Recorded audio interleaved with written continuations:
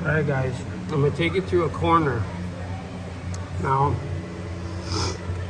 these corners, and then we're going to look at some of these corners where I got it all gobbledygooked in there. Now, I've never done drywall corners like this because of moisture issues. Now, I did it on this one because I just don't have the time or effort. Now, if you look, you can see how gobbledygook that is. But what I do first is I take my knife, square it up, get some chunks out there. Really light, not even pressing really.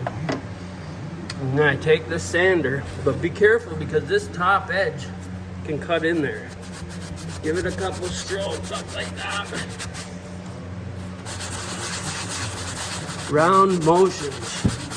Anytime I'm sanding, the majority is going to be round motions. Now you can see some strays in there and some defects. Nice and easy. A lot of times you just got to know when to leave well enough alone, man. And that's been the biggest chore. Go down to the bottom, I use my knife again. Knowing when to leave well enough alone, I think equates to all things that we do. At least all things that I do. It's been a hard lesson to learn. It's been a hard road to hoe, they say.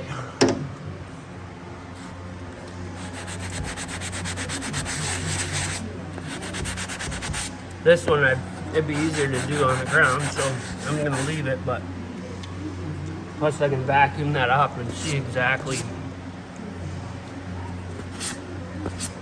what I gotta do. So, little marks.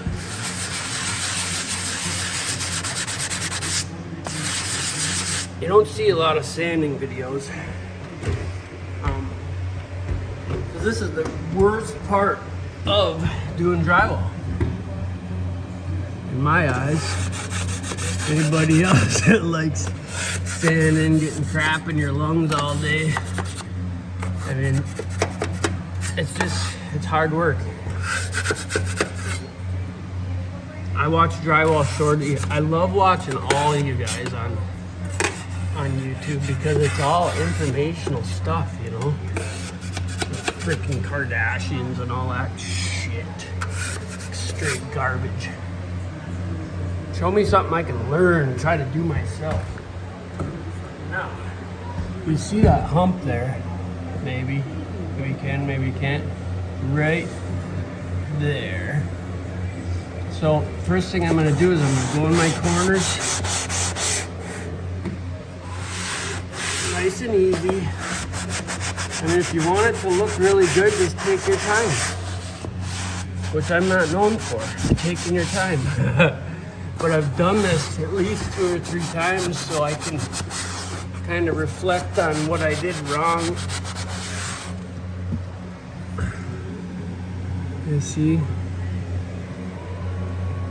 If I get more followers, I will upgrade this smartphone to a camera and I'll try to get someone that can get better shots, but you can see there where I left off my last coat.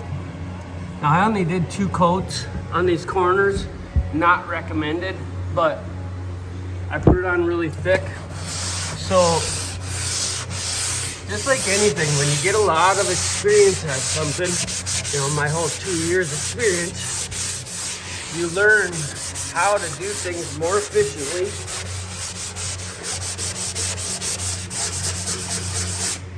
I gotta come through with my sander and knock all that stuff off because sanding all day is just not fun.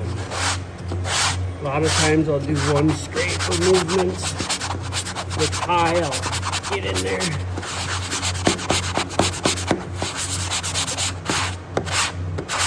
Always being mindful not to gouge this other side. Now, I used to use a corner scrubber which I call it. I mean, every probably got a real name, but you can see I got all that off there, nice and smooth. Cabinets are probably gonna cover here anyway, but, and then like I said, if I snip something, or if it looks low, it's gonna be low. A lot of my corners, I'm gonna have issues because I only did 2 coats. So, the edges, you can kind of burn them in like this. But I'm putting pressure on my finger right here. Because otherwise you'll burn it in other areas.